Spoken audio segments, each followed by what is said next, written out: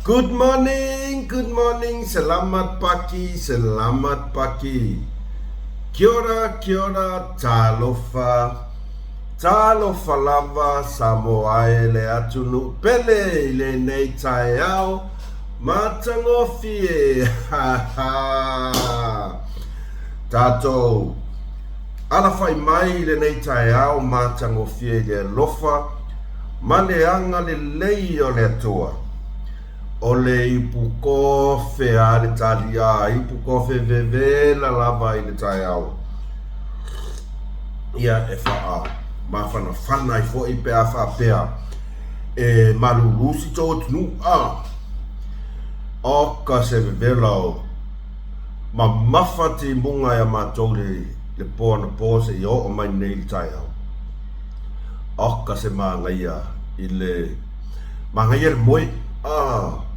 Zole wala kia le meo le seki le afoi. O le seki lau alam. Ia e te ala ia ki ngā anga whalonga ku kau fosi alango foi lunga. Ai ala lava i lunga ai o le maanga i o le timu. E a mai le tau ia oto. O a mai le tau ia oto i le ne yaso. Ia o le ata lava o singa smile fe anga lei le tae au e a fo'i e whaailoa i fo'i ia lo fia ma lo nganga o le whaafetai. Ia ua tātou ala whai mai fo'i le nei tae au i whanunga le lei tātou whaafo'i le vi inga man whaafetai le tua lo tātou tamā ona o lana puipuinga o lana le leonga ia i tātou o tātou moe mo tātou malolo ona e iai le tali tonunga e le moe no al fili e tau mawhai lava e la matia si o tātou wola e au ai lava ona tātou whafoi le vi inga ma whaftai le tua ona o lea ua i toi tai na mai lo o tō seifua ia maso mātou wola vai i le nei aso fōu e whapopo i aso lo tātou wola aso se fulu ma le lua le nei aso lua o me lua afe lua se fulu ma le ono ia wa matafoi ona tātou ngaso solo atu le afo le nei masina ia mo tātou aulia atu ai ia le afo le nei tau sanga ia ai le mai loa me tutupu le olanga nei le tātou savalinga e le loa mea tutupu so se mea tātou te whaia ai whai wina manuia tātou te vi ia i la vale atua i lana puipuinga ia o a mai o tou le nei tai au ia e toi whatalo whātu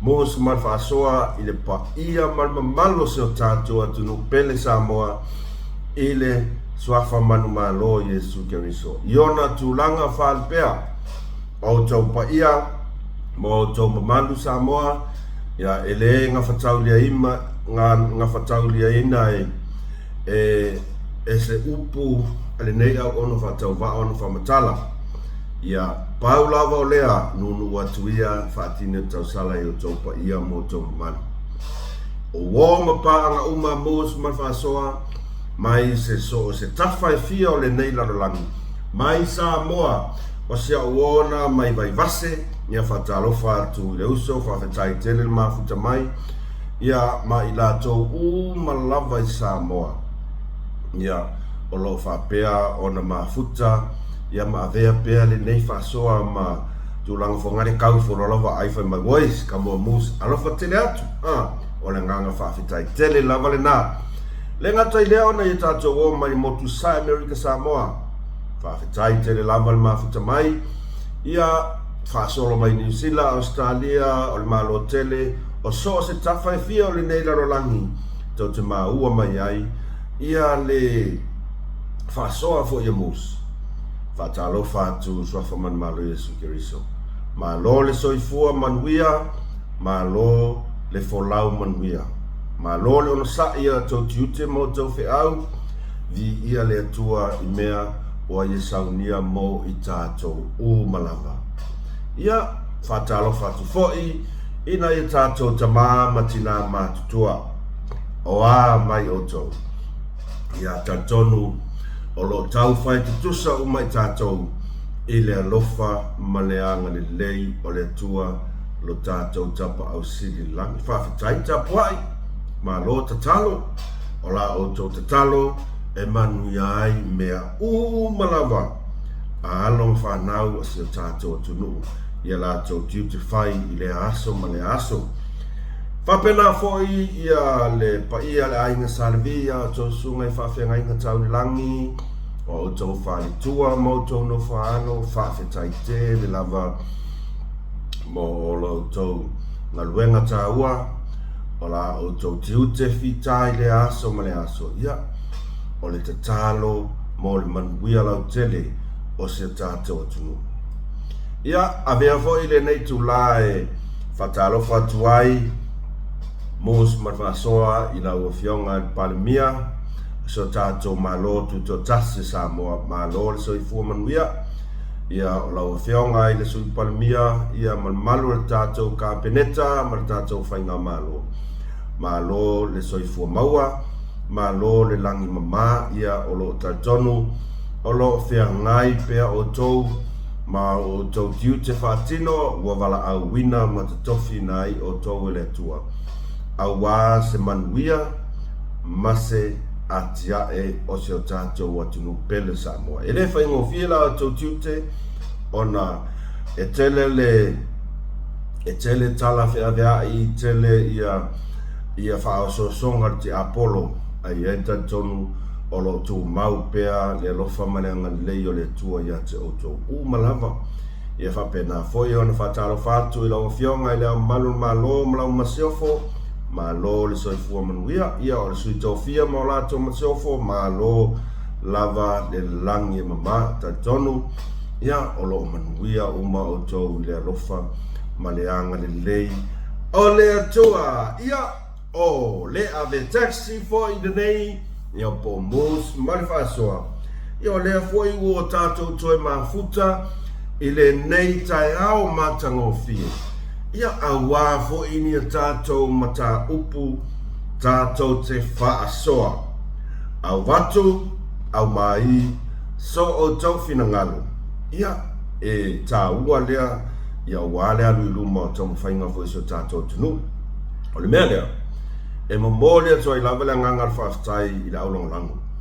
I la tau au subscribers o i la tau o lo whaari mai o la tau finangalo ia whamanuia te lele atua. Ai a whapea lava e te le i subscriber e te le i like ka talu mai lava le amatanga o le tātou whasoa ia na o se tu alalo atu ia mastoi whamanatu like, share, subscribe, ilika ko channel. E vai isi ale mea. E ko ake le au si ule i kakovai.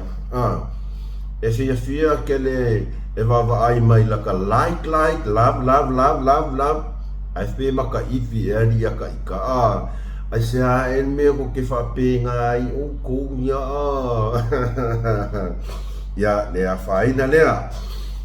Ai o le a whanga solo tatou whasoa, o na ua. Lata mai fo i le taimi, e ta pena ai, mo le anga i atu, i fe au mga luenga, o le nei aso, ai sau ipu kofi. Au ana i ngalo sau ipu kofi i le tai au. O ko ngawa le vaonga o ria mako, le whamalama i kai au, o le ipu kofi la vai whaapelai. O le mtau pu mua. O le aso sa. Sa sen mai ai e se tangata ia te au ia se meli. O si uso lea ia po se tamafo ia o le pa anga masa ni lava a se tatou whasoa. Mai mus ia, e ia ele tūlanga lea ua whapoleina i fo ilo ne tangata. Ia, a tonu e o ngā le mata upule ala tatu whasoa e whai ma whamalosi au ina i o tātou tangata. E maise lava i la tau o lo whapea o na langolango mā losi i se tātou whainga mā lo. E whapito au ngā whalavala o whasoa le mata upulea i na yuso mana i wō mapaanga o lo alalam papa au tutono New Zealand ia po Australia fo. Ua meli masi uso lea whai mai uso wha mole lava ma lia no loto. E te sila fia le nofoanga po le address o lo o nofo ai le tangata le nei o puloku. O whai ak, o sole. Ia o whai atu lo isi uso o whai atu. Ia sorry, o te lei loa po whelen mea e nofo ai. O tu ainga mata upu whapene, ia tu lolo fo i se uso, ia po se wō mamae pa anga se tātou whasoa. Ia o nā ua tātou mautinoa uma no tātou le fia i whanga solonga whainga o whasaralaunga a le tangata le nei o ka ngaka pulot o le upu moni lava leo tu whai atu e le o se tala whaatupu ona o si usa sa meri mai o lona uinga wa iai kulanga foi leo le lava mosa ne lava le mosa ua sala foi ina le fia le mamalu le tunu i ka ngā whasala laungi ua sala o le upu moni lava ma o te le whapea foi o te whai atu whapea o te tua ina si uso lea sa meri mai tia e langona i le alofai foi mani popoli ona o koinga toinga fina ngalo va pene toinga manatu va pene e le so o telefa pe atu a mesi sei ona e sala la va inga e sala va tota mai tele malo se tatu mai lo ele se taimi mua lea o ia ile tu langa lea ua matua i fia whaao o lima lava tangata i le kamamai lea o le mea mole o le tu o ke pole e mai skama e mai inga i kei ua kupu ain pefea ia ona whapea lea ona afia i fua ia na i o tātou tangata langolango kwa inga fsiri whapea kasi ai maki o le ko kelena ko o le oma ko io e su e whakapiko le mea le ngofo i puro le mea la fia ona tūlanga lea o le ova o le mawhauwhau o le whai fake news ma kulanga lea o le makua i sa mala ina mai lava o le pepelo o nei pepelo kai ao pepelo le siaso o le pepelo lava ai whasanga lava ele afionga i le pale mio si o tātou atu no pelo Samoa ia o le manatu vai lava ia mus man whasoa i le tūlanga lea ma le tu alalo foi lea mus man whasoa i le mata upu lea sa meri mai ai se uso o le tualalo lava ia ma le anganga i tumu le whaaloalo au ale mai mau ai kai au ale mai mau ai le kaimi i ko ai ngaka whapene ona o le nei lei tu a fia i fua na i o tātou a inga ai mai se na i o tātou whanau ia o tātou malama lea tātou tenga lue a wāre tau mawhainga o le atina ina na i tātou a inga ele ngata i mea o lo tō au mau mo tō nofo ai ia ai mai se na i tātou a inga Samoa o ani pe whea e tutupu mai pe te iwa matua i tau i le langi lo tō tā mai malo le fia ia maua pe tātou le loto o le onasai ma le whaaparepali e ai whai tau lea tātou whasamo e tuai lava ai whai mai e ai lava le taimi aua nei o tātou ma whau whapea o le whapea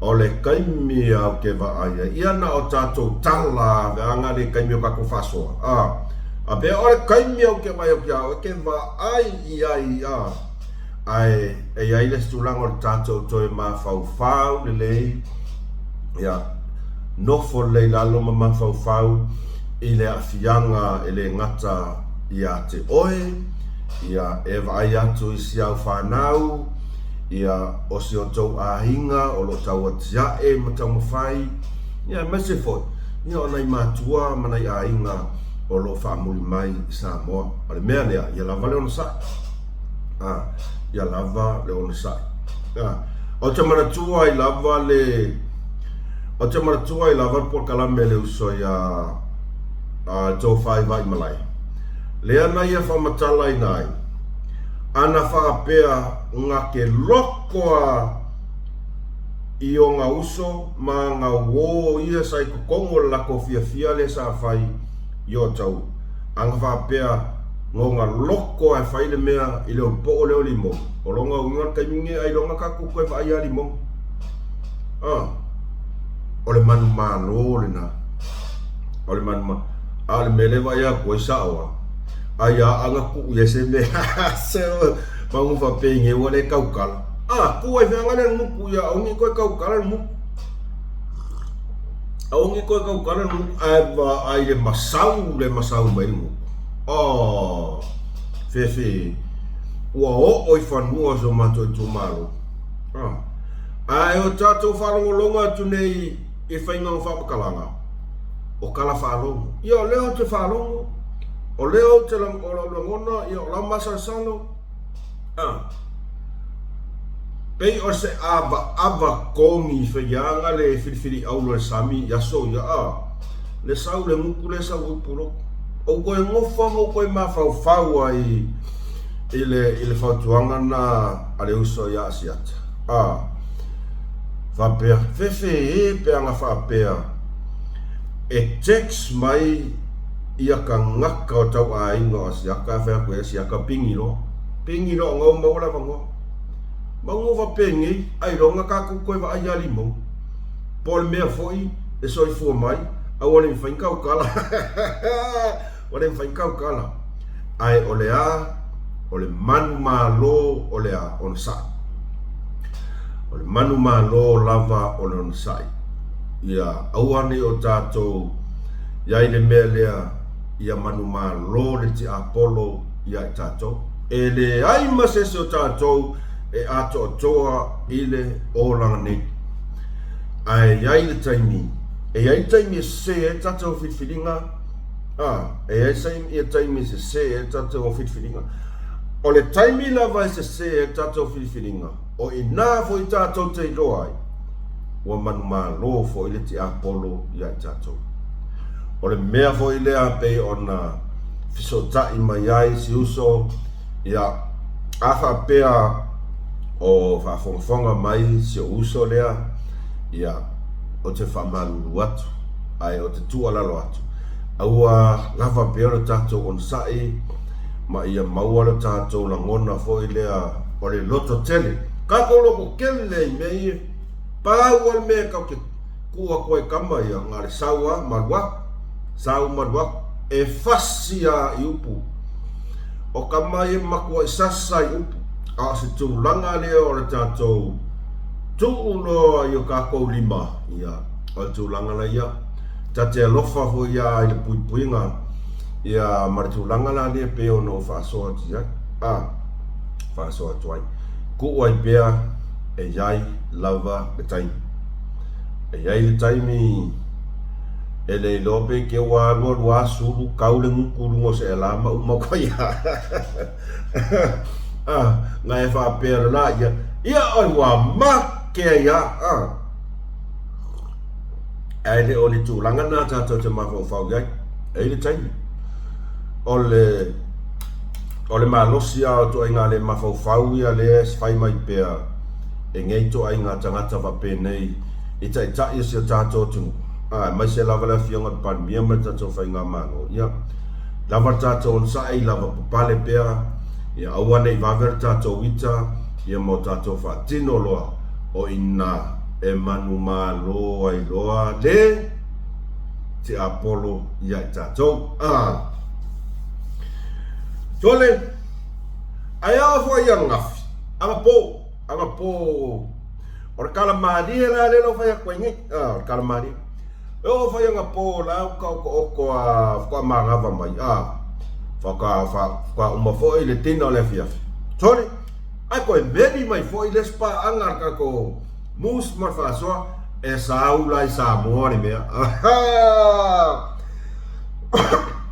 E saula i Samoa ni mea. Kewi mai, ia, o nei tamari, o te le masani ai. Ai wa vea tato fasoa, ma pei wo tato ai nga whaatasia i lava a. Ia o la ana o tato o to whaanga le ma faufau, tole ai kiriki le ma mea, pring! Sia keku, ia na mata mai lava mai malomus, mai fasoa, o te fia lava o te afo, te matamata atu i lau fasoa ia so malava. Ia, ngā kangoa o mi le lam, wheatu oi talo whai whawhetai te le lava le lango mai.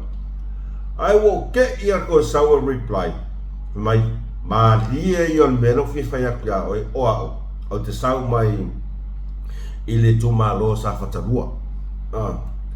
O le mea Maria, o le pisi le mato i tumalo i tapenanga o le asatina. Tapenanga le asatina, sole aima ai le pisi o kamaia. Kamaia, ia le lau kango e wha leo aku i ni winga isi upu whawhaingo o fi e veanga ka whaso. Abai le pisi o kamaia o remands, ia o stui, kamo whantoes. Pisi solo e su e se lato sui. E tau wā i lalo le fu al hero pipi. Mo se whai ngā pālo talai titi a sa whatalua. O tō mana tua fo i le whatanoanga e pokalamea a le sunga ia tuile e pale na i whapea mai ai. O le mai ai le sui al mato o le hero pipi na uta mo e mai e fia fo. Ia sa whatalua. O le mea lea, a whapea iai se sui al hero pipi. O le na winga. E te tau ono whai se whai ngā pālo talai titi. Au lele ka penga sa whakarua e o lai pisi sole e ka penga ska wia o se kau kalo se puaa se a ka penga ngole asatina o lai fo e pisi na tina teu la tau fonga ma tapeno pena ua pei au koe o tina i laso tamaiti aso ia la sa pai pai ai pisi vaenga su e se tangata e tau mawhai e alu i lalo le fua o le hero pipi i le a whai ngā pālo karai kiki. O ka rea o whea, oi, kai maari e fwoi, e ala, whai mai, le ai masesi, mai, le ai masesi, le ai sesi e maa ngao, ua fwoi le noa, ua tasi whina ngalo le mato i tumalo, e le ai se whai ngā pālo talai titi, e whaia. E le aise whainga pālo tala i titiare tumalo e whaia. Wa au tasil mato tumalo i le whionga i atu ia. Ia wantila ia. Wantila ia toi ina. Ia ole na. Kwa kou whaalawe lawe ke lea li iso le ole a foi. Ka penga le kumaloi. Ka penga ngola kua sakinga. Ai kou aku kou sue. O aku kau sue se alu vai ngā pālo ka kālo whai.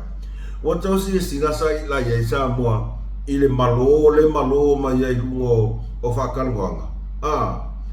E se ale malo marsala lau mai o mea vevela i lungo i nguku. Ai mai se al nguku o limon. O le fia poko ia fia iloa.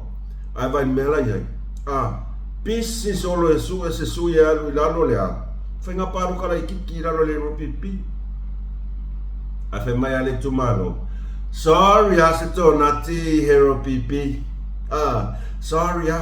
O wako le mawhau.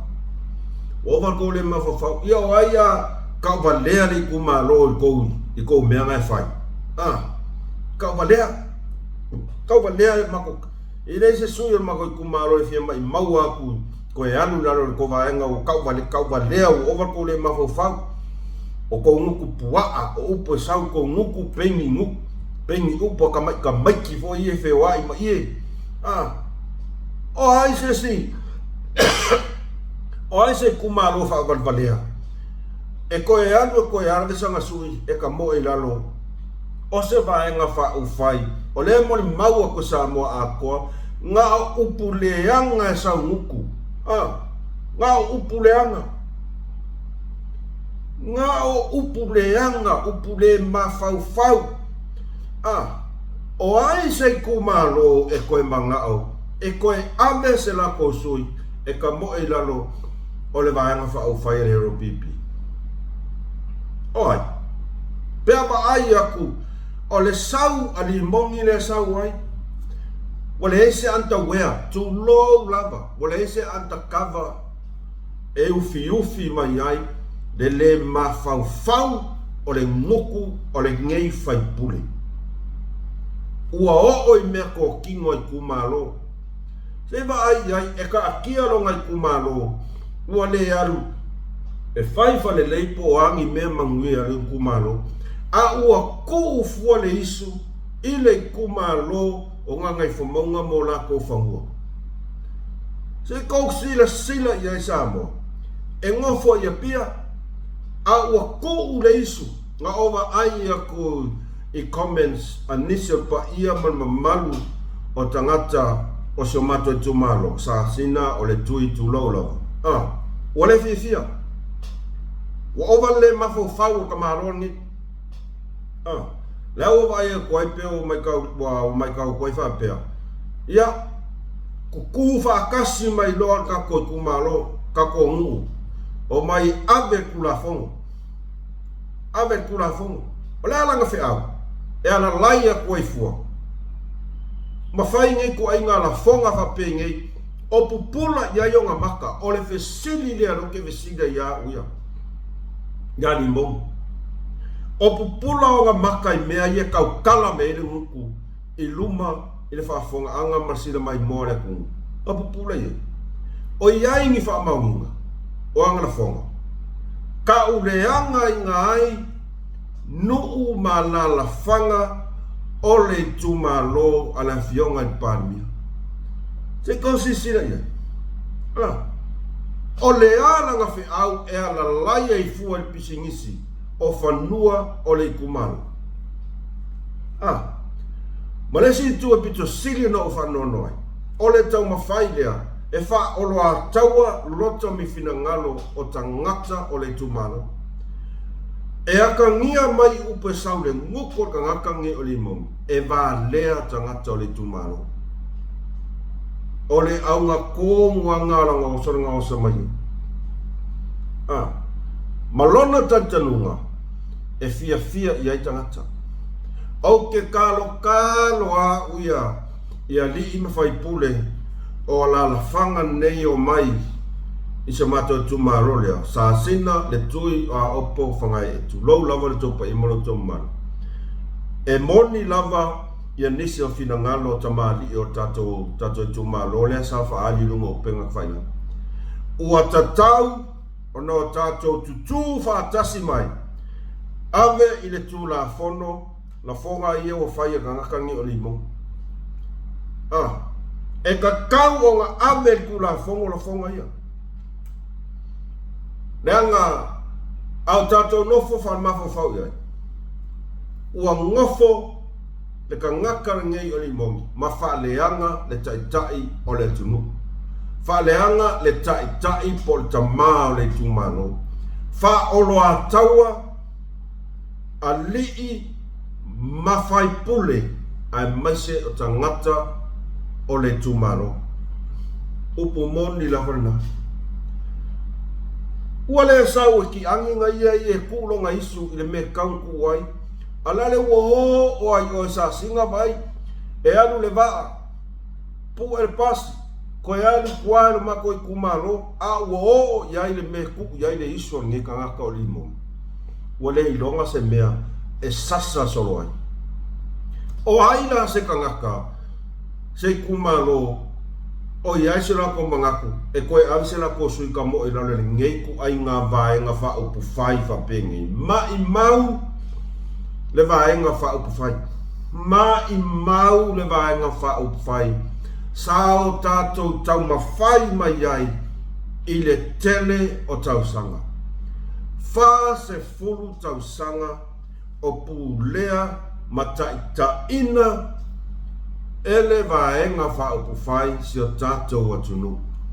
Talo whai ia I la tau sā mai le ngā sua le tai au. Tau mawhaia ni mea le lei mose o tātou e tumalo. O te langona I tātou uma ia tau te mafuta mai ma tau whafonga mai I la whasoa. O ko ke whasoa. O I tātou uma lava. O I kākou uma lava.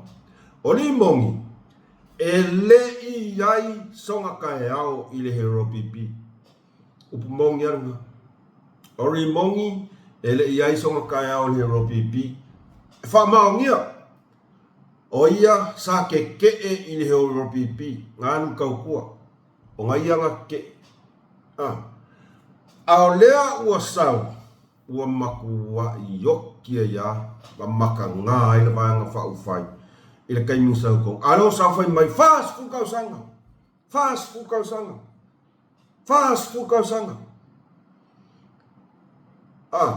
e sa wha ia ka ngaka ngā makua iafu ele tau tua ina al vaenga wha ufai. Ai sau whaadi ani mai longa fia fast food kau sanga. Ele iai songa kai ao I ko kongo al vaenga wha ufai. Ele iai se kai ao alonga ainga. Olonga ainga, olonga ka olua, olanga whangau, sa ke ile hero pipi malana taita inga. Sa ke Leanga e iai wha maunginga, o ke kaukala uia e iai wha maunginga. O li mangi maronga ko olua malanga whangau maunga au ainga sa ke I le hero pipi. A o kura I mai a vea mawhai pule I lea kaukua sa mo. O whela I loa mai ai songa fia wha mamapo I le hero pipi. O whea lia mai ai songa whase furkau sanga I le hero pipi. O longa ainga o longa ko olua malanga whangau sa ke ai kui I kaika inga sa I lele. A o kula I mai a veam kaika. E moli mau a whakarangoanga. Sa I lele e ule koe au ngawa makua wa kaunga mano lo. Nguku ai, o le nguku o li mo. Tu lou lava pa ia manu malo sa mo. O ai la se tu malo. Ia. Whawhetai pia whapea. O le nā ua tasi tau whaia sa whatalua. A o le pisia I e pengi e iku vai lua. Paula le o le iku. E whainga kongi le urupe. Paula I o iku e whainga kongi le hoi. E le urupe ma le pupa masa. Ko inga iku e whewa I zolo le mukinkingi o la. A o pisi le. A le pisi kaka e ka penga. Kalo fai. O le mea ngā lo ke ako a kare si usere mo whea ria whamalo o le toitu malo ia le dafo leono sa tarosia ia le whai ia le afo ia nā fufuanga pe atau nu uman manuia ia a whai bon ia le ala le simea o le alale si mea esa o arkala le masa I kakarangoi. Ai longa e umar ngai kausanga o ye o ko ye se ro pipi. Ko sa ta fa ya kula kala momo. E umar pa ingar ngai wa no more hero pipi. Ala ke mai ku. E lima kausanga pa inga. Olonga winga. Olonga ya ele kai kausanga ngai. Longa winga mai koe umarkau sanga ngai Wa ele umakau sanga wa no moa hero pipi. Ol mea lea e a foi. E tu alalo atu ai lava I mamano le tato alongolango o le whatotua I le tua sa motas. Mai tato umalava o lo langolongo ina tato whainga malo. Aua tato te loto vai vai. Aua le avea le malo mai aisa I lele mali mongi I lungo whakangoanga ma lungo penga whailangi. Ma mea ka koke se e kia ai. Whapea. Ole ale ko ye se fast, ola male per fast. No. Ia tu mau pea tato wharangolango mau sa li tato whatotua. E iai ia nai vaenga ia olo tutupu mai I le vā lava lea whaal porkiki. La vā lava lea whaal porkiki. Aia olo o tali malia pea le utanga ala na fionga I le parimia. Peia no whajati a te otou. Aua tātou te nau I le ia ai masai leo penga. O mea ie wa ai o tātou mata I le taimile nei. Ia aua nei o tātou wawe ia I le tūlanga leo o tātou whanoa noa, o le tātou le fia. Leanga fo'i o le kaa milo le o kaa milo mai ai le vaenga ngei. Le vaenga ngei. Nga o le kasi lava le mea leo o kaa milo mai ai kangaka ngei I kua. Ua iloa le leia kangaka ngei. E le koi iai songa maro si anga, sola ko maro si anga. E ka lepe ai I whainga maro. O whea la le mea leo ua oso mai ai kangaka ngei. O leo ua oso mai I le aulangolango. O le upu mongi la varenga. O leo ua a maka o nga wheo sofi mai e tau mawhai e wha oloa taua le aulangolango maka o mawhai la vangi awala e ka lepe ai le aulangolango ale whainga malo. Ka koke usi ka imo ka ko whaalongo I kangaka piko sili o nga pepelo I le lalolangi petu mau pea lo tātou whatua tua mo le tātou ona sai isia tātou whainga mana. Ia ulava ia e pule lava tangata ia I lona finangalo ma o lana ia ta tau foi na e fetutu na iai lana filfilinga. Le anga I le whaapea o tātou o tangata. O tātou e iai o tātou vai vainga. E tofu lava tangata mona malus anga maona vai vainga. Paule mea leo te wha malosi atu ai le pa ia man mamalu o tātou aulango lango. Aua le o tātou se e tia I la fonga ma upu wha oloa kaua ngei e sau. Awa o leo ka ko moni mawak. Nga o le fia malo vale mai lumar camera. Ako wa ai mele iai. Le ea sul solo. O le ea sul solo I fia feola. O le ale uingo lau kala. O lae lava lau kei doa le lei lava. Ua makua I ingo sia de lako vaenga whau whai. O lae lau ke malama le lei lava. E le ko iai lava sesi. E koe fia o ngongo aku. E koe fia kau kua de lako vaenga whau whai. Nga le pau lava le mele o lako whau ngā inga kaimingei. O le kupe. O le kupe. Nga pau anga. Ia ma le wha oloa kauaroa o le aulangolango o ila tō lango malosi ila tātou whainga malo. O a ulava ia po o a lava wha matalanga lea tātou leo ke wha longo iai ma ova ai iai lunga o penga whailangi I e tūlanga I la fionga pāne mia ia e ese le tā ua o whautuanga tātou alonlango. Ia a ua ia e le ai ma se iota o se tasi e fina ngalo o na i tātou aulongolanga. o ke e ia. O ke e. No. O le lātou wa ia ta tau lava le nā. E whaali ai o lātou langona. Ma o lātou finangalo. Ai, o a u lava ia. O te wha ma losi atu pēr i pa ia malo se o tātou tunu. Aua ne iai lava sesi o le aua li ia. E mawhai ngā o mai ka mawhai e ka lepe le tātou te tanunga ma le tātou langolango. Io leo ka koinoa. Leo ka koinoa. O le fia feola ma le sulu so le sue sesi e ka mo i lalo le lako vaenga whau whai. Ai le finga ngalo i aile kumano. Le ale uinga le meanga. O la uina koinoa le lea. Le ai masesi. O lea fwe o kako a maka o kako mai kauinga. O le a maka o nga uma le malosi o le a. Le pao ar kupe le masainga la ko whaunga inga. Wa a maka o nga kamamai o kako kangaka. Wa a maka o nga kamamai. E le au mai ako kupe nga e se e kia i mako. O le a le mea lo tato mai tau ina teimine. Wa fasi sunu le malosi al malama o le tua.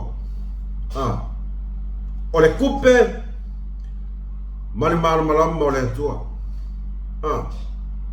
E iai lo tantanunga a tonu ai fo i o le mea lea ua le mawhai ai o ngā kawhia le masau o le sau le mawhau le wa sau e lunga. Ia vai a sailele io. O sailele ua whaafia o ngā whai i ai le warning ma le avea i al whaamasingonga. Sa o na e toe tau tala. Ini upu e a fia ia ngai. O lai luma whaamasingonga. A le an mea lo tato mori mau. Ua iai le tūlanga lea ua makua i le kea ia lau sauwhi mai ia o ai e whewhia. Kangaka i e whai mai kala o ai e whewhia. Ai fo i ole mea lea ua alai ona au mai ku ai ngā au whasalau ia. O tautau maua mai mea long whasoa kuai. Ai fo i ole mea lea ua alai ona au mai e lea tua. Tu ai ngā whasalau ia. Ina ia whaawau ai pea le tūlanga lea o le whaolo a kaua. O le au mai o upu le mawhauwhau. Ai mori mau atu le mamalu o le atunu. Mori mau atu an tangata. Se ia o kako i loa ai. Le mawhauwhau o ngei ku ai ngā kaika. Se ia o kako i loa ai. Le mawhauwhau o kangaka sa kaika i le akungu i le ova ma le lua se furu kausanga. Wa ngofa mo koe mawhauwhau i le whiau lea. Lea ua oa i ngei sulu so le su e se sea. Ia wa ai ai. O le winga lau kala. O kangaka e o mai whaali mai le mawhauwhau le akungu. Ke e whainga malo. Whaleanga fuafuanga al malo a o moli mau aku le akungu. Lea ua koe o koe sulu solo. Sulu solo e su e sesi alu la ko vaenga whauwhai. O le ale kali. Lea e sesi. Ai sea. E whawewheanga o aku ka ngaka. Lea e whaia mai a le whaolo a kaua i le lalolangi a koa. Sulu aku i se ka ngaka e sau ka moe. Ila ko vaenga whaufai. O kau maua mai le whiau leo ki kau mawhai a koe. E iei kaimi whapea. Sole, whewhe e eri. Ai ua koe ngofua mo koe mawhau whapea whewhe. Ile makau kia o awala o le tua. Moni lama. Makau kia o awala o le tua. E ka kauongo ka kouloa. Ia, o ke re whapea o ke whai a koskanga ka waian. O ulava ma whauwhaunga ngā oa ulava. Ao ka kōsira sila le lei, ma whaafofonga i leo mai ai ka ngakangi. O ka ngaka ia, ua makua i whei kai umai a tangata Samoa. Le iwa se fulu ma le iwa pasene o tangata Samoa. Ua maku wai ingoa i ka aka whasalaungi o mafi, o puloku, o maifea, o sioeri, o mainga. Vai le saua mainga le saua i fo iangafi. Ianga kuskusinga. Fai mai ia. Peo vai aku ai muli mua fo i king. Ko va aia. Ka ngaka ia. O le awala lea o lewa au mai. O loa mangaku lenga wa. O le awala lewa au mai. Fa ma a inga loko ka ngaka ia. Lea e whaia mai ale le ma fau ka ika i o le akungo. Le whakar ngua mai ei ka ngakangi. Ka ngaka ia whai mai o la kou o ka ika. O ka ngaka ia whai mai o la kou sapu lea tunu o mai le wha se fulu tausanga. O ka ngaka ia nga whai mai o la kou e mawalulunga wha ailonga. O ka ngaka ia Samoa lea e whaawau inga pea o ngā o la kou laulaua le vale lea ma le malama o le leiloa o se mea e tangata Samoa. Kakakangi ua eser kia la wai ua makua i makau kia al mawalunga kia la wai ai se i kousi la sila la iai o ka ngaka ia lea e au sulu solo e sue se ka mo e lako ko kau maua mai leo ingara o kala o leo mai sa sae mai nguku tulou lava lo nguku maneafi tulou lava fa mangalo mai la upu o leo mai lau mai la ba leo ka ngaka Samoa o mai lau fa mai va lea ka ngaka al fas ele iau ngia 13 ele ingia o onga e va lea a lea o koe o mai koe o koe au sulu e su e mai se la kosu o le feso ka inga la lea le koe ngofa mo mafofo e whapea fefe e au wala lea tua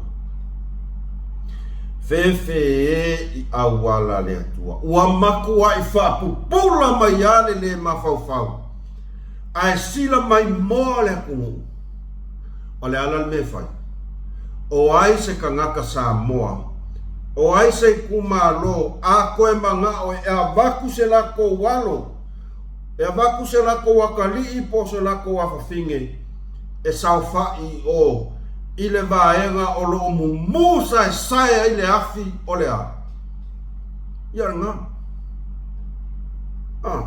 e iai se kumalo e koe manga e avaku se lako walo e koe saufai ko kongu pekesa tota maua mai e whamalu watu pea whapea o tau si i le leo ai o lau lava wa ai ngā whaatangata o lau wa ai na o toi nofo nei mo toi mawhau i le message lea nga sen mai le message lea nga over ai iai whapea fefe o ingi ka ngaka ngoa koe o sususo o ai pele o le au wala lea o whapupula ina mai o tātou tangata Samoa se i o kākou sila iai ai makua i whaaka singa mai le rarolangi a koa ngei ka ngaka o le koe manolo o makau kia le anu lau aluai oka ua makua i makau kia ua a maka o nga sosopo isi kumalo ua maka nga sopo isi kumalo lau le valea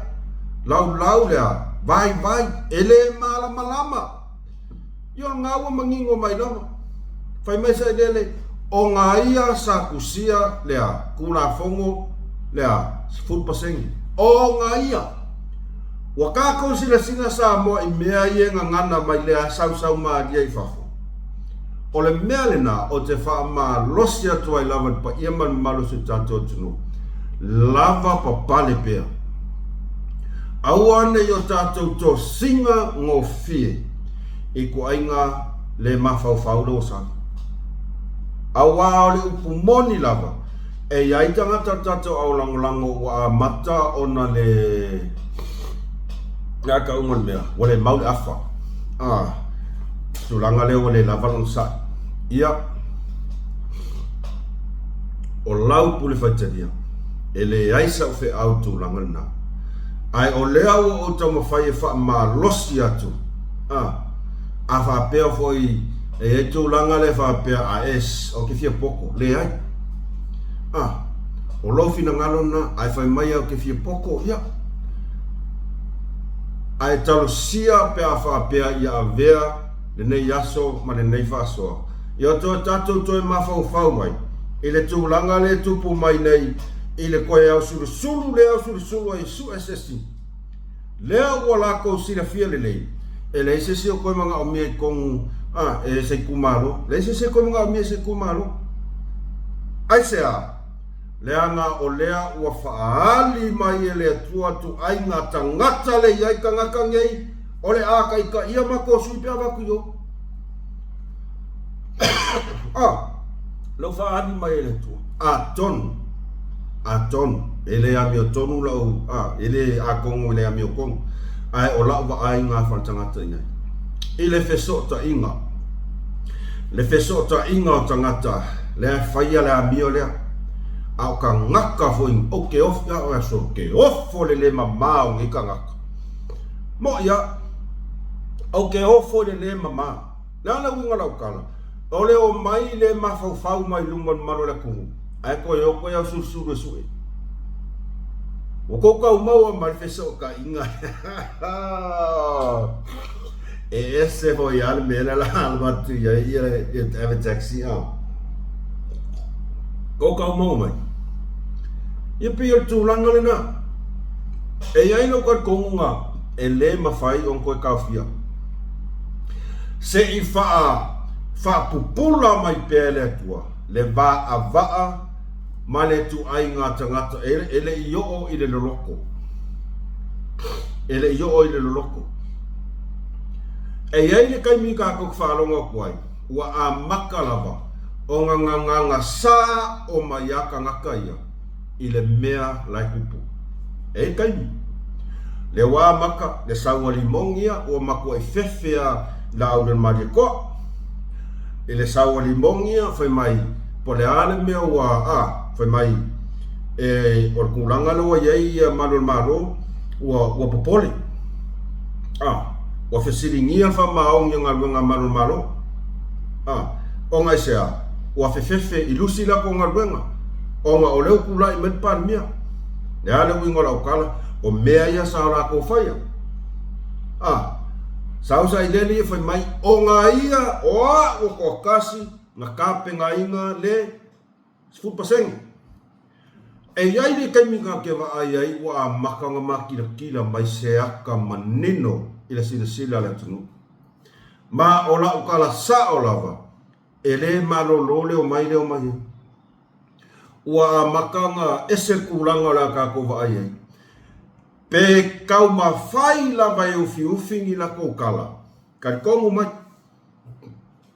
pe kau ma fai la makanga kangi kau ufi la ko kala kau fai e kau ka kala mai singa ngana fa lo le maro la ku ka kongu mai sa mo ole a o ko va ayer si kia ole le ma fau ngana le la sa ole ao kako moli mau le ese o le levo le ngana le mafau le ala e fiu e ka fiofi ole a makang fanganga mai o ile tatu te tono le upule o le tuai ai fai mai ole a makang fanganga mai kat kong mai ka ko ke moli mau inga se aso le aso ngei o le aso ngei po le aso de ole a ese e o foi lai ka fa sala lauia fa pe ala ko e tonu yo la to ilo ko fina ngalo malako mangako e tonu masao o pura ka kana o ile o ka ko va ka kongo le si upula wa a maka o nga fa pong sai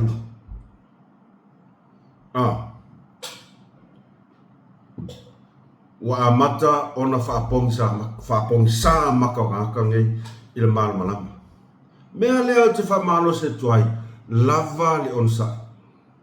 Lava le onsa i tātou tuli mata i pea pau lava kako me whai, o le a le levo le la sa wai, kako su ia kua kako, o lo o whaia pea ngā ruenga tātou whai ngā malo, ia vai ai, e sau, wale aingi kope, a o lea lava e fofola mai e lea tua, olo o kele kupe a lea tunu, o so mai lea, i lea mea, ma lea mea, a o lea lava, e ngā lue lava le tātou whai ngā malo. Lea lava e ngā lue tātou whai ngā malo. Kau ke whiu e su e le lalolangi ngei se whai ngā malo e a koa. Kad kongu mai. Lava le tātou ansai. O lo tau mawhai lava si o tātou whai ngā malo i le mea e ngatai. Mai le whaapea e leo wha moe le atua, o loo wha moe mea uma i le mana o le atua e whesoa soani atu. So soani tātou whai ngā malo. O ka kou ia, o ka kou lewa lewa mala wali ia. O ka kou lewa lewa mala wali ia o Remans ma Saireres ma o lewa lewa ping ia iai. Ai sea, langa ua wale ko iai se mamali. Wale ko iai se kofa e a kangia i le ngangana e kaukakala mai ai. Tātou tūru matai, lava pea le ono sa. Lava pea le ono sai se o atunu pele Samoa ai mai se lava le tātou aulangolango.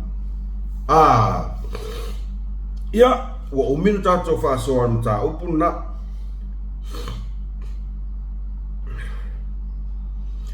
O le tūlanga lea i le mata upu lea o le au whaasaralau ma le au tustala i Samoa.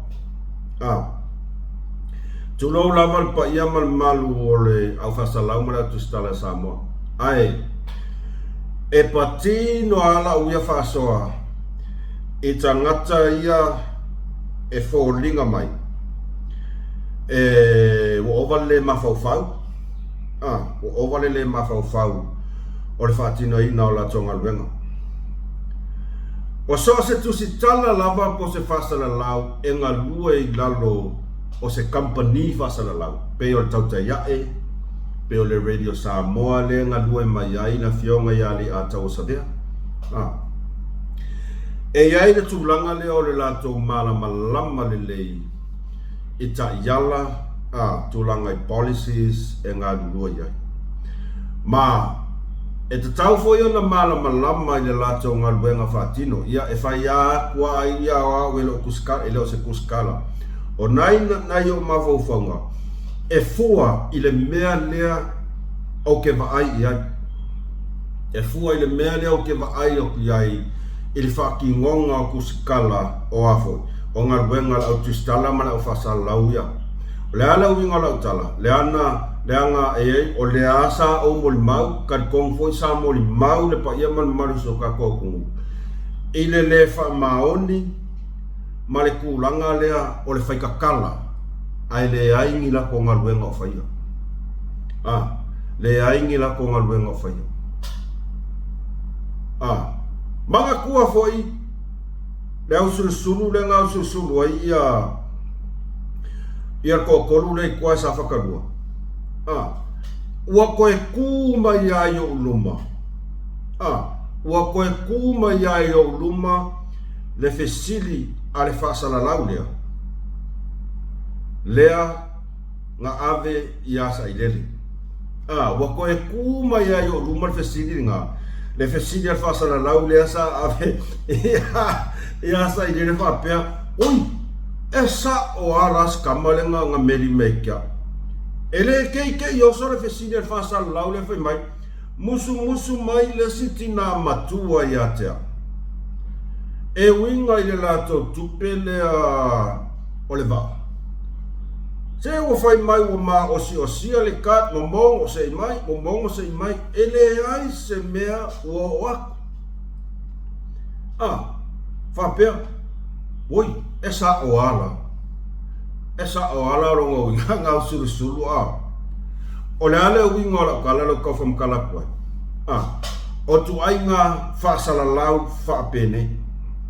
O tu ainga fasala lau fa pene wa yaitu langa lea o le tau mawhai e fa atino la tonga luenga i le loto tinga o le loko ere lea ma le loko parpala fa sanga i le whainga malo. Wa o lato tau mawhai e fa masino sino ma tu fesili i ngā luenga a le whainga malo le fa atino i le taimi nei. O lesi fesili no fa alongo ai wa fesili ngia ai ma o lang fa masingonga i le tūlanga o le puipuinga o le fionga di palmia. O lesi fesili o isi fesili le ma sangia ngu fa alongo ai o le pakeke al malo o le selau lima skulu back to school. O le mea piko siringo ingo ai kangakange tu low lava. O le o fesili i le kangaka la kokele o faya se mea. O le fesili i kangaka ele o koe iai se la koupao. O le alan me e fekaui makala faa vale valea. E fekaui makala faa vale valea ka ika ele kuangai. Ia nga saulola i o kua inga faa makalanga le mafaufaunga e faa leangai ia tamali anga matau mawhainga al whainga malo. A whapea la ko te manga o e fesili ko inga wapenga. O ai ka ngaka e tatau o na o e fesili i ai. A whia maramalama i le au kelenga. O e fesili i ka ngaka o lo o lato lufi lufia le tamaa a inga o le atunu. O i ngai lo ai whasalalau e aka mai. Mai whasara lau ngā lava le lei yanga o a onga i tūlanga tau whasara lau. Au ku ai ngā whasara lau lea o le alua lua e ka a kungki, saufia whasara lau. O so loa whai koe ngā sirifa e le kalawhia ngai i lau wa ai. E o fo isi whasara lau, o tau mana tua le tele o koe ngā whesilia sa whai ma whatanoanga ma le whionga palmia. Ke i palmia. Mai asi le la fionga panmia. O fe mau mai ko fam kalanga. Okay panmia. O fe mau mai ko nga fam kalanga fa penga. Ai fe mai mau mai lunga Facebook. O ko sila sa mo nga luenga fa salau akako kamale fa sa mo. Ele fe wai esa ili le lei ni fa mau nga fa mau. Nga fa longo aba ai lunga kuskusinga al Facebook o solo marmea. O fea ka ngia mai ai se professional le fai mai ai ia fingelo mai. O mai nga le si ka ngaka fai news pepelo. Ai sea, leanga e maua mai anga sose si rungo al Facebook. Ele alo e ka amilo, ora mea. Ele ai se a faina. O le maua mai o ni news i rungo i ala fai akura va peo au kuskala. Ia vai e fai ala kala ia ele oa os kuskala pe waku ala sprechen pasol aqua ka ko la fai ori i lungo le YouTube a tangata fai mai e lava lo lato wa o ina fatustala fakai kainga o falongo ku lunga fai mai o le lor kupeo o le kampangi o le mtanga luenga ya, ba ai au ili profesa o le mea kusi le lei lano o le ale mea te tau o na fai ele whasara lau tō la ilo ilunga sa vali loa ile matanga ruenga lea i wha au lulunga tala noa le lei i ai au ke mga o mia po le asa o finangalo i alimta opu lea ia po ai foi na lai ona sautua to ngam ta upu fa penei fa amaunia mai ai le ifaya i ai se tu singa ai ale tu stala o kangaka ie faila kuskusinga i lungo kuskala lungo Facebook e o fake pages ma ele oni tu sitala ele oni tusitala. Au kou ia le au whasalau ma le au kusikala. Au kou sila ma kou mai kau ingi kulanga whaapea e a fia ile malo pe whaapea o ni tūlanga e a fia ile mtanga luenga ilunga o le Facebook o le alaunga luenga e kaunga whai. Kusi de leilalo, savali vai I o ina ia iai ni wha mau ninga mau tutu. Whakoa e saua I lola ia, whai mai. Ele lei ala le umanga whai mai o la whasara launga. Ua makua ai lei ona e savalia tūlanga ia. Po se me e tupu mai se nu. O vea kua kusi me skanga kore mungu le mei lunga. Po se mea a whape ke ika whainga malo. O vea kua kusi me se se mei lunga. Whaleanga ia le ngu. Kusi de leilalo, screenshot. Savali I le ngu. Savali le ngu. A le mea le whai oko. Ngā aunga ko wa aia koe lunga pingi mai do. O le ala mea whai. Ko wakum ko fesili wha avaleanga. Ina whionga palmia. Fesili a palmia o whē mau mai ko mai. Mau mai lunga Facebook. Mo kau sila ye Samoa. Ile level le ye kuskala ka ko Samoa. Le ala ye mar kuskala lea. Ni whasala lau lea. Le ye. Ngā anu e fesili ila whionga palmia. I sana wha malamanga. E winga ile miliona sa fatadua. Ngā alu e fesili ile minsta e fitoi tonu I ai mata upulea. Le ai. Ngā le sau a fesili whaamalvalea I e akangia mai ai le tangata e loko leanga. E loko leanga.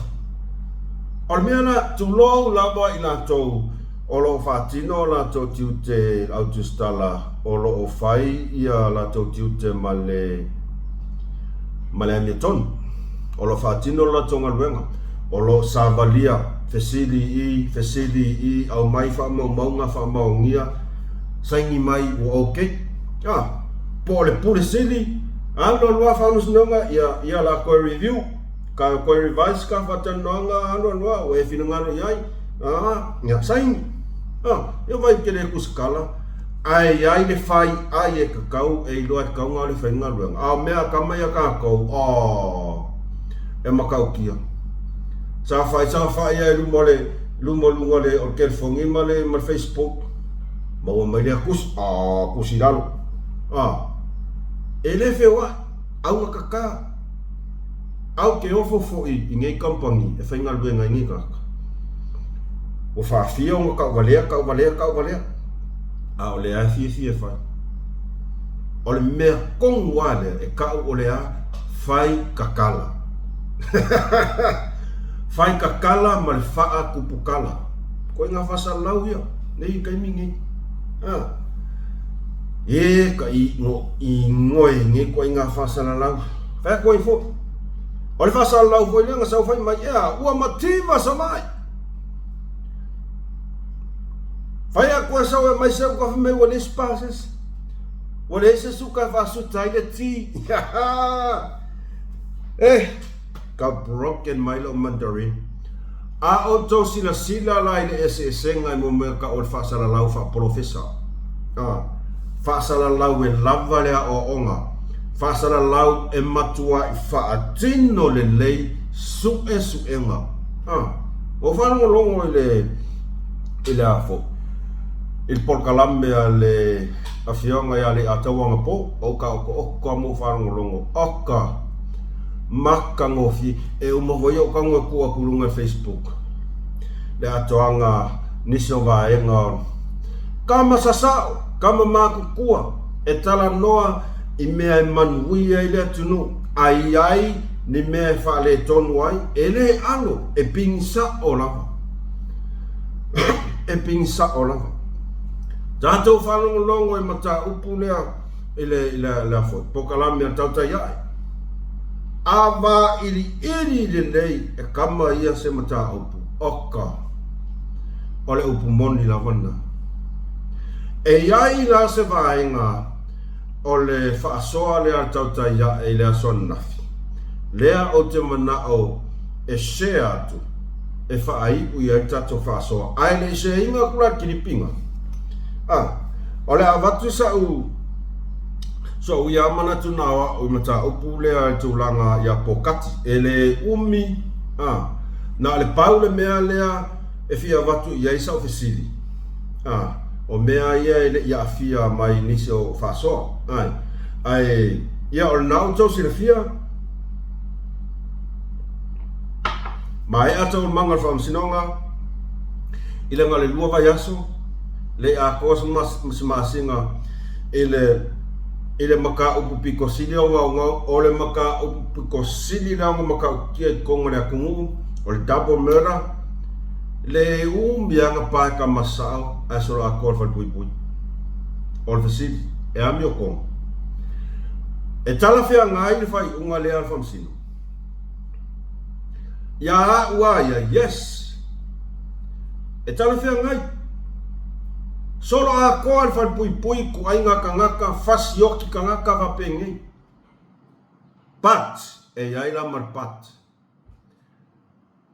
sa fa amaoni le awala sa fa tino ina ai tawal mangal fa masinonga le nei mai loilo ina ai le mata upu lea ua lai ona sau le lato fai unga ito tonu na ole fia kasi vai aso pego vai aso kasi vai aso pego vai aso lenga sa wai pa ka mai kongo lo vai aso mo le unga kele popole vai unga yes solo a kol fal pui ku ainga solitula fongo nga fa penei a leo ke ngofo mo fesili e fai singo wofo ile kulanga le e fa tusa inisi o fa masinonga kama hoilea nga oia e ko ki a kol masinga fia fiues fakat kol pa kama sao au mai moli mau leo ese e makua i kau le langi lo wofo mo ia asia solo ke fai ako pe o le muking king o le la le va ai aku ile makua io ke i ngai ko nga fai uma. Ole matau ina atu fai mai e toa lima le au asesa sai ai. O au lo te fia fesiri. E iai se whaatananga wha le tula fono. E mawhai ai ona wha lau i loa mai suafa o le toa lima lea sa fia te tono whainga fai unga lea. O leo o tatou o tau sila fia uma i la fionga whamasino sa whaatino inam tau. Ia tua tangaloa. Ai e mawhai e iai se whaatananga whaatula fono e mawhai ona whai loa mai suafa o le toa lima lea. Walo ke loa ne o whalonga whai mai toa tolu ia tamaitai ai toa whaali o la tau ia sai tonu i whainga o le whai unga lea. E whainga whai loa mai suafa. E iai se tula fono se whaatananga whaatula fono e whainga whai loa mai suafa ko lima. Waa o le ko kere lopo ai ko lima lea. Le anga foi o le case lea o se o mato watari. E fe so tai ma le oki o profesa. A o lea lau manu iai le sa aveam parmia. E whaafai fia ang whalakula o kala. Whaafai fia. Le anga o iei wha maunginga. Su e aku sa mala. Su e aku rangaifi malea a fai mele i lo pengia minga sa ia sa kai ia sus enga ya ol mea nga lo ke fia sile kwai e ke le arso kanga al malio se matotari mane case le awai kanga ka vale ingol professor ke le ya fia ile sa aveam palmia fia menga omi ole ala fia sile aku e iei se vangoa pos whakanganga whakula fonga i whainga whai loa mai ai ko a lima lea sa whaia whai unga. Tu loo lawan pa ia whamsinonga, malo whamsinonga. Or ko whai unga, waka kau makarwhia ngai, ko inga sot kula fonga whapengei. But, e ami o kongu le whaatinoina o le tau o konga luenga. Ua lai o na o le tau whaatou whala inga, il whai unga lea. Le lau ke fia roi, po ai le ko alima lea. Pe kau ke alo ai fea. Pe alo ai fea skako e fai ako sa o a mus malfasoa. O le so o kanga, o le whaai unga lea, mo solo a ko ai pokaki. E so o kanga i le case lea o le profesa ma fia mei. Ia ka ilo ia iso tau finangana. Melok se ilo, po ai ko alima lea. E ka kau nga whai loa mai luma lea kungu, po ai ko alima lea la ve kongu ole au asesas. Lea nga whaia, le whai unga lea nga o ia i lako whai unga. Il whasalanga lea o so la ko whai putput. Ia wa kere iloa, po kakangi o leso o kanga ia fia mei. Awa, o la uawa ai, sao kako mori mau malama Samoa. O le wha masingo, lea nga whaia ku iaro ia mka upu lea. Sa a ai wha kasim fia me, lans wha kasim fia me, e ke le longa sokanga ia fia me. Ngau koko mori mau ia, pere o le mafua anga le wala ionga wawe whaiwhai unga. O la ofisini, pele o le mafua anga le wala ionga wawe whaiwhai unga, o nga o le sokanga o le wha masingo lea, ma le sa avea mpalimia. Kailo. O iai se so kanga o ko alima lea, ma le sa avea mpalimia. Afa pea, ele ai se whatananga whaitula fono, longa winga, e ka kau ang whailoa mai, po ai ko alima lea. Po ai ko alima lea.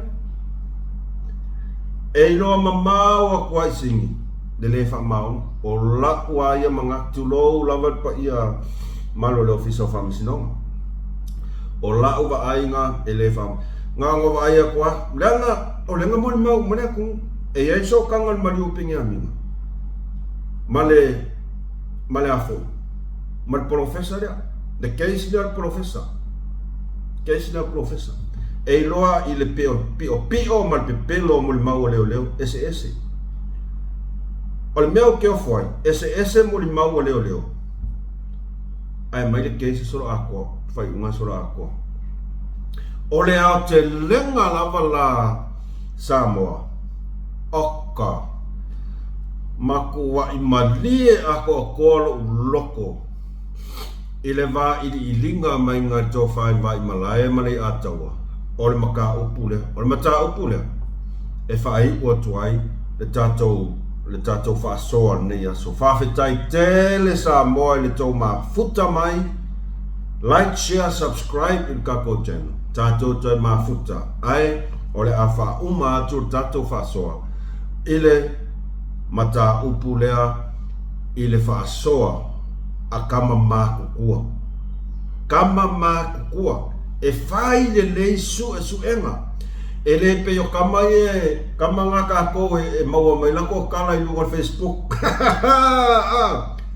Kako whaasola tātou mai moa, tātou whaalongolongo le lei. I whaasoa a ka ngaka e o e makua i whai le leisu e suenga. E le kalaoso, ai e whai le lei mea kau o whaasalalau. Alofa te le atu mo o tau, manuia te le aso Samoa. Le ataua, o le winga leo te whai atua, o le wasau le tala. Ua mai au na laule unga o le tangata lea e suafa i a pokaki. O roke kau kilo kulonga suafa makai moa ava. Pokati tu. O ke whai aku la ukala o se wha amasingo i ngā vawe. Vawe, ngā le lua kausanga.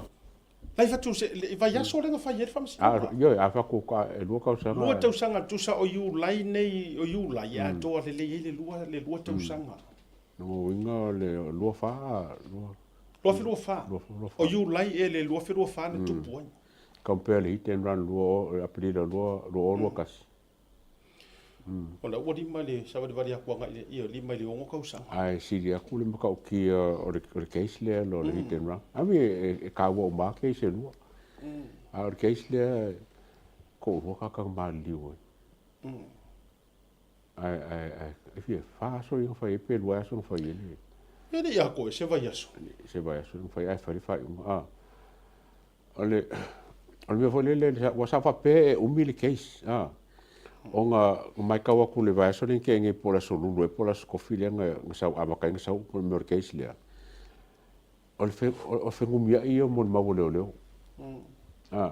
ese fam kalanga a Jordan ese fam kalanga te bete malesi ese fam kalanga o fanga ngo sa fa pero la sorry no mo winga le ko ki kilo fa va ya so le case le ama ka uri fola le fa fam kalanga nge mo mangi le ole malo ma ku foi le ka fe o ke mi singa ma ngai o ke mi kula e poka poka pe uma lo so le kula e poka O le kele i o ofisili le a tau wai le mata upule nei. O au fo yo ke ka o te tau manino tu lava. E le ai ma so ukari konguinga o mea ianga whai ngei whamasingonga lea. No, just me personally. ya fa pena ho E nganga o whai aku. O le makua vave le ma fau o ko penga o le whainga o le case lea. O le fesili no u fesili mua i le ma fau. O fea o iai le wharekua o pengi a minga. fa mo ma O le fesili a lea o te fesili ai pea. O fea o iai le wharetua o le malu o le ma. Ka kia ia si ka malo le sa tangata valeina o ai whono na sua whalafa ele. Na o te le whai atu ono o sesi tu. Le anga e peye e le heingi whaalilo lilo kele o kuaku o le mariu o la whaele. Besides le tuanga me fu ilele o le fua whaavale valea. O le mole meo le loko ki ngā ma le fua whaavale valea.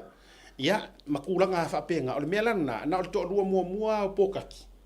E malama ia i le mea lea. A o le maliu ai o le sunga ia peni a mina perite.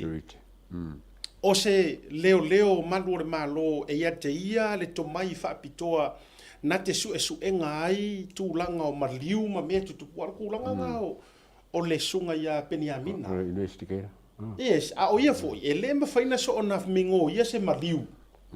E le mawhainga ave e sea mai le kingo maliu pe a tupu se whalawelawe i tono na tanga ruenga leo liu.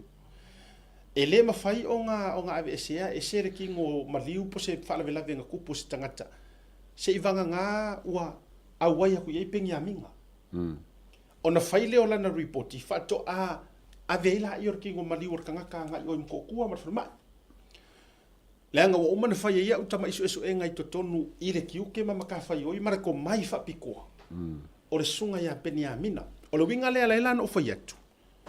Ai se ua le sao whai mai ai le ko o lua po o le wharekua o pengi a minga. I kau alu manga umo re keisi le ngei. Ma se ia lua ko se i kilo i ai maka o pōkaki. Ma ave i ai le avangoa e pei o ngā whai ai murder trial umalama. E lea o ngā ave lea avangoa e ka kaunko e whaku e se e ka lea. Pe a whinga e whaisanga ka lai le a inga le ua kinga. O ai leo ia ngā su e ana maka upu lea mai le amakanga. Lala na leo tu whai atu i wha lua tu whamasinonga. Ai a tea uri tau wawa mea ino na ta upu lea. E le ai maso ukari konguinga. E le ai maso utali tonuina. Ai ele muka i le kaso esu enga le ataua. ya O le amatua ta su esu enga tili le anga o te fesili pea ile amatanga a o koe whafo ia le lua kausanga kanuai. Na manino i o le au maingor mata upule ai mesi fo i o le tūlanga i le maliuai. O pengi a minga. Ma le kele o le fe ese ai o moli mau. Ale awari ko o lua yanga o ma pengi a minga. ya E o mai foi le taimile nei. E ese le mori mau o resi leo lea le ngau vai o le wuri ko o leo ko o le ngau ka mawanga mai ngā kaimi. O leo ia o ka suafa ia pisa. Marka ngā suafa ia siema. O leo ia lenga o whaakokoinga e pengi a minga. A leo te whaalongolongo atunga. E ho o le awali ia. E ese umala mori mau le menga kupu. Ese umala kupu. E ese la mori mau le menga kupu. O le te le i o le whaapouri uri pongi sa ke le i kuar maka apura. Ai ole a. Ia, sa role ato. O le ke whakualang lenga ia pokaki ni whamsingonga. Pe madangu boki ngola sa ia. Alanga ia.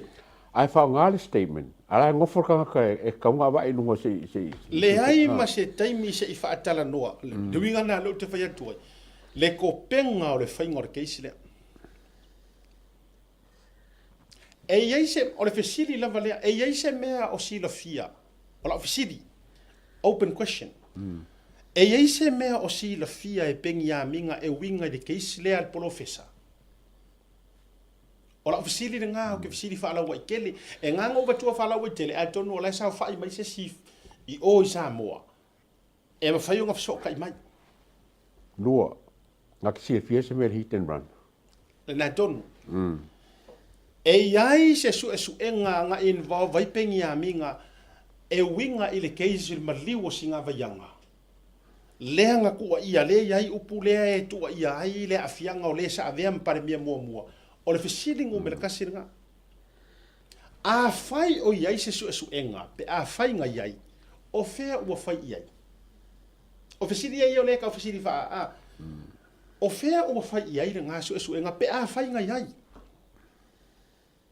Lona lua, ai se awa ese ai le moli maua Jordan, lenga maua inga. O leo umai a lenga o aku. Kaimia kasi. Kaimia kasi. Aso e kasi. Ese le mea nga sa waira kala Jordan. Ese le kala. Oh my goodness. Lela nano te tau le. Ngo ka kau le pisa. Ai so ka wha kari pea. Po o whea e kau ngu ye. Whamai Jordan kau malala. Whamai nau li o ngā whāri uka. O ngā whāri uka. Ai sau le story a Klopo News. Whasko uka. Mo le winga nal wha matalanga. Ai se a ua e sa waira kala kusi pa ia. Pe ua fele e ke riso. O lele winga whamat. Ai se a e kasi aire kangaka. Ai ese uma kou whamakalanga. Koe kiki a pe yor whamakalanga mai ngor kuspa i o Yesu kulo. Ai lisi la whamakalanga ma kayo ma reko ruka mai oangi. E kari kukusa hale e mi re kaimi o mali o Yesu. Whakoi fo. Ai se a ua ese ai outo. O le fesili kou kasi nga. Mala o fesili a lea. Ai se a ua kou leo ai leo iang whaer susu enga le amakanga se i koe longo le wharekua po le toa lua o pengi a minga ma ave i ai se update o le case lea e leise whawhinge o vai e kua le ai masesi o whengi ko ai ngā cases ua kou whaia whapenge ua whaafile mua leo ia pokaki o le whaise kala e bapen kua ia mea umai a pokaki. A foi lá na o feito vai levar veio o feito ngor solo ako. Lei au ka ke popole leanga e ka kaunga solo ako. Ia, e kau solo ako. E ka kaunga solo ako. A susueng. A o le mele tau fai atu ai. O feo ka oko ai le a mi o kongu o le feito ngor susuenga ni. Ia, rest assure Samoa. E iai le mea ke le e mangu mai kua o le mele. I'm telling you that. E iai le mea makua ke lea e mangu mai kua haku o le mele. Kalo fai se o ka kua. Ua bawe o ngā kongi le whai unga sao. Ai ke le la vongo e ke le mele o ngā kong. Ka kilo pole wake le ngā le whai unga lawa le kaungo iai. A su e ngā o ngā kong. E mea misi. Ke le mele misi. Piko kiki a le whiri le o mero maho whau. O leo whakapungi i pokaki. A wangi koe kaukana hisi mea. A mawe longa i o e mori anga ia. That's it. Pakuroa whaise treatment leila vai o whai pui pui wa whai mele.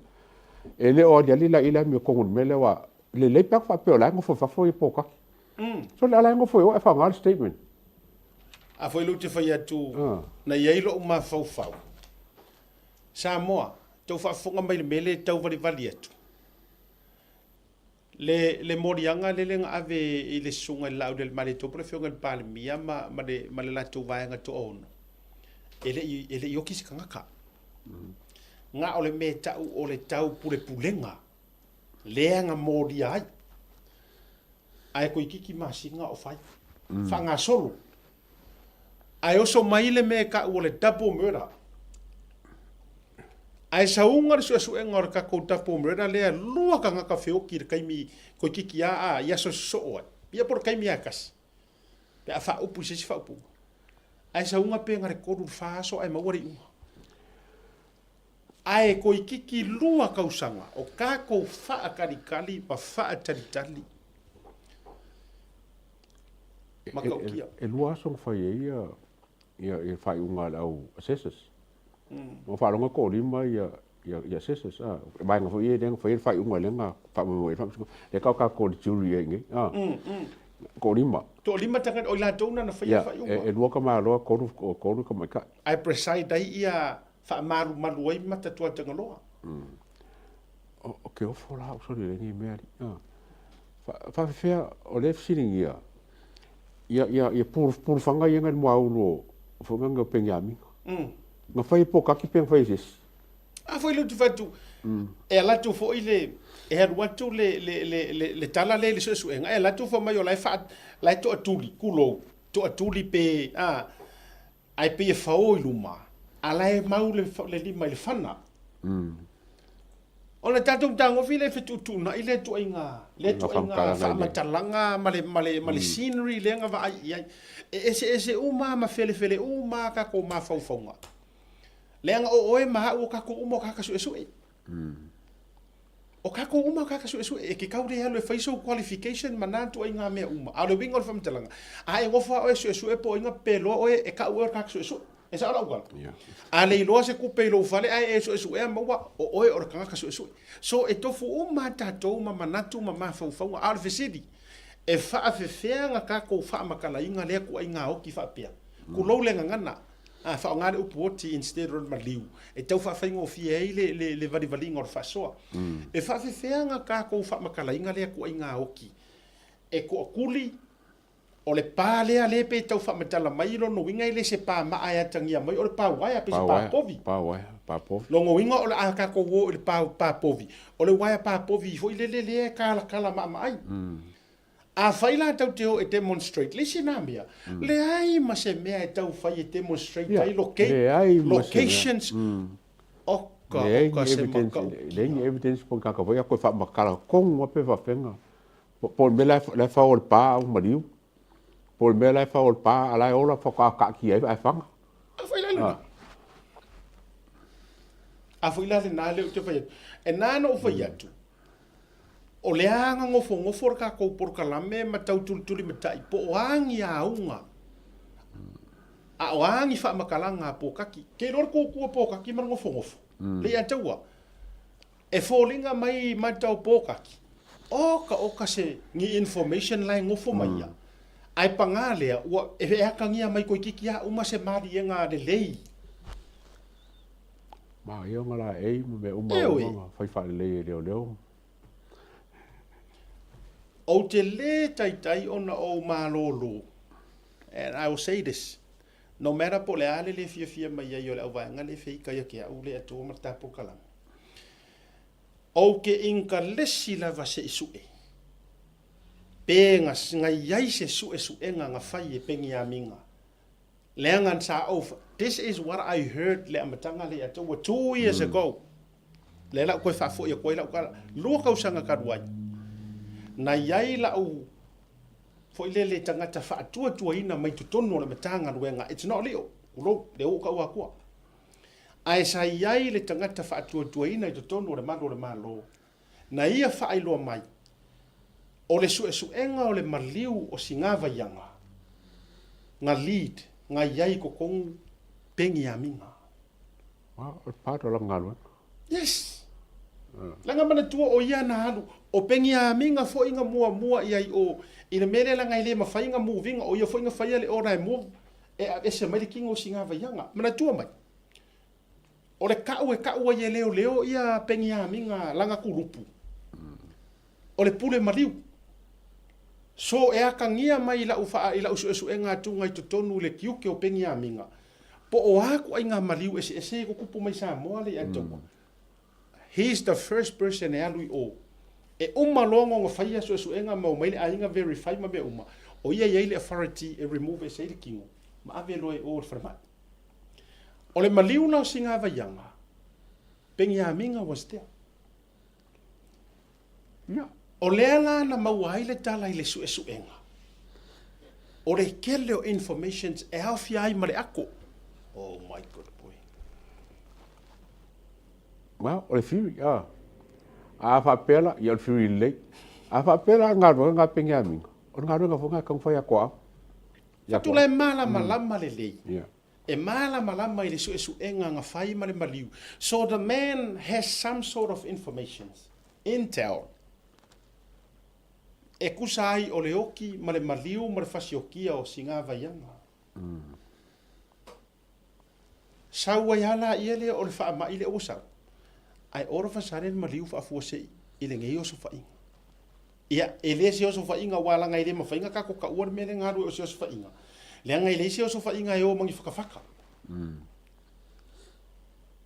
O le fesili o ai nga whaakongua le mele, o ai kongua nga whaia le whaakongua. Le se ngā mele o ke le iloa ia i le tōlau longa na mata upu lea.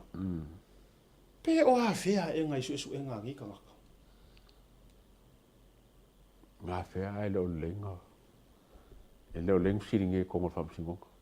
Ia wake, e whainkaan whakusakala walanga la sa whai malo ia, sa whai wholo ia pokaki. Whailo ia leo. Sa mungaku la e makwa kui lava e lo ia leo pokaki ia leo whalilea. Le susu e ia leo pokaki vanga sa mungaku whapenga e whinga ka se keiso le mele. So leo ka kere e lua so e umari. Whai mar whaafukai ke lea whaapsingo. O le fesiri la. Wa la ofisiri a lea kulo o le whaamasinonga ma leo o la ofisiri. A whaafonga mai fo i komisinga acting a leo. O ai la lea ua whaamaria inga ese mai le whaafonga lea kungu umare ha mio kongu. O ai ka ngaka iau whaamaria inga i rei ungor kou mele ka whare. Because surely ele heis nisi o le a inga e rea ile ko orua o le esu e rwa fingi. Malanga whaangau. Po o fair justice. O ai la lea ua kou whaafekaia i ai ma kou whaafekaia i ngā ruenga o ai la lea whakakau i kou whaafekaia o la ofisiri. Lea ngā wafia murder trial le happen ia kungu ngai ma Samoa me uma. O so o se ko laulaunga ia so kai kasi ke vai e spotlight i le TV le wakunga o kai ko lua o whangau. E mu mai le tu. E fua fo i le loko ma le mercy o ka ngaka i e whakau kai mea ia. I le saufu whai mai ia. A te tu alua ma whanau o victims. O le ala ua umangei whaia kou kala ma kou wha malie, o ai le ua wha malie le mea. Ngā maua se avangoa e sei whaasanga i pō kaki i maka o whawhinge leo a lua kausanga o reisong ko o rua malanga whangau. Ma sei whai e se whako e se ngar ka māloa i le mea ngai e whaia. O ai leo ia kaungarongoa le o fesili ngei. Ia. Ia, mea foi whapengi. E kau ke langa o maaia. Le ataua, sorry, sau noa. Ne. O maaia. O maa kongua ia le anga sau ngoa ai le fionga ia kalasa. E kasu e umairunga maaia. O ke maa whawhoi walanga koi kiki ale se me whape kupu ele whai se i whonga la ainga. Ne se i whonga le se whako e senga. Ai bero sao alfa pipuri solo ako. Ai makore whala o solo ako lea. E whainko e kale kua le sukau sanga ili kura whonga Samoa mai. O le solo atoa Samoa se furu o se fukau sanga le solo ako ngā me. O le solo atoa Samoa se furu tau sanga le hana whaamanino e le whaamasino. Ai ongo re karu sanga alo ia. Karu sanga pe ma whai o ngā amaka mai le whai kua le rua se fukau sanga. Ai o le solo akoa ia Samoa ngā umar se furu kau sanga. E apalai lo entaito lo e ke apalai polola. O le kuringa se kau sanga pe o le e mole maka. Ai within le kuringa o le sukau sanga le ataua. e iai o wa mionga le lei mau fa makasala mo ma me le lei ke fai e ma fai ai ona i oe le parole board le lau te ilo iloina e ma fai nga e hadu e ke aso sai kua o le me foi la le fa le kongo la vai o se furu kausanga ai lua ka mali ta ka se furu kausanga ka kas ana ma fuanga le taru sanga iai le loia ale tu tangi i le whamasingo. Whamole mole pe mawhainga kūle ia kūle lua se furu kausanga. Wala ngai lua ka ngaka ia mali diu. E kau se furu, a whaur ngā, kau se furu kausanga raka kas. Ia por kai lua se furu foi ka ngaka kas. Kai lua furu ka kas. Fa se furu waila ia leo tausanga. O longo ngā rai, lima kausanga il mariwa kas. O ngole to inga. Ioi. Le kioa ale whakaukara po kaki lungore. Le kioa ale susu e po kaki. E iro ukari kongo ngare ke le i ore twist ore case lea pe a o inga. Inga kaukala po kaki. Ki le su inga. O le fesili le fesili eire ma fau fau. Ai se a wangi ai po kaki ai kia ilanga fanga. O le fesili nga. Ia ngā. E whawhiwhenga e angi woki se kangaka. No, o ilo ma fau le ataua. A whape o le ua umana o no tu low la vatu nga na fa go fi bo umango kanga ka valinga pe fa na ina le tangata fa fe ngo wangi ai ko wai fanga nga ina ka nga ma ve fanga ke mo e ke su ese me ma ko ai kango ki ya i tongi le samiro loko o e ta mo mai ka ko fo i mai le mele na tangata valina i luanga la o a kala a avio nga fanga ha ya o ka ko vai fanga i ala fua kulo ai fa mai mo mai ku ai fia fa le a lili o ko inga story sa o nga ai fa nga faile to inga me fa pe nei o fe se fa si o ki kanga kai la le la ngei o ngo fo fa se me fa pe ngei ai angi a ko ai ko o fa nga ai e fa tanga u le limo le wo ke le nga do e fo nga me e se fa ngo fi nga do ai ke ma ka rio ka u la be ke ni fa nga fa ngo fo fa ka o pe lungo se wa ku el fa ai ma ka rio fo e o fo fa fa mai disi le lufulu fa mai disi sulu eu vou fanga fez foi muito bom ya o le matua fesili lungo le isi fesili lungo le isi fesili o le isi te le lava e fai fa akasi cases ni erua sale com foi wa e sale que so la faile esse que so penhami alo mo bongo fa kasi ya ke sielu o le fale tua tu lo tele ino lango po kala me va ku sa o le fare ku o penyaminga a fa fo fonga mai ke le avangoa e ki koe apiringa i ke isle ke le ale wangingi fa kasi ese ele a inga penyaminga mala faile ese mau ele se maliu nga fa kulo na tafanga le taimi e tasi lava ese aso o lesi o le aso sa, o lesi o le aso ngafua. Ese ngofoanga, ia te au foi. E kakaunga umanga ko lau le keisi o le a. Ia whako a, vai o le faile double defamations. Ma le harass po le halawa le tūlanga le fai ia kuila epa. O le pingi o le makala le fai atu. E lua tangata ie mo li a whaakasi kangaka i ko kasi. A lea ua umona whaamanino mai e la fionga ia talasa atua. E ngā ore kasi ale keise mwhai ngonga sau whai e. Ngā ore kangi ai ongo. Ele kua whaka. A ore keise lea i le kangi ale sunga lauri ale maari e toa. E lea ai. O la whaame ese mai inga ia e nongo winga. E separate ese. Mai kā kausa moa i le. O le whai loa kua hare. Ai se whaai o le murder trial ai pingi. Ai wha kasi. Le invitinga a inga o kangaka o le ua maliliu. Ai oi fo a pinginga o la kou mea. O ai la le la whaamari inga. Who is going to rest in peace and who is going to live in peace? E ka ua mei o wako. E le ngingia whakasia keisi e lua sakaunga. Whaia ia mai a leri keisi o le maliu la whaile. O ngā whaile o le keisa o le maliu o pengiami. Wow. E lua e sa o tangata e to tasina fa o ina leoti. Ai ese a inga Both are inga ianga maliliu o la kokangaka deserve to find and to know the truth. E la le ki ngā ai ia le faletua oi fale ngo si faletua o Peniamina. O le tamaita I no ia fou. I think o fou lo na suafa. Le antaua. Ese ki ngā ai kulou kai ko rua la ka o fai le ka mai analysis le mele. Ele kukusa I lo ukari kongonga. Ele kukusa le ki ngā ai le tina le sa no fo mala fa ele aki ai pokaki. Ma le ki ngā le go through ai.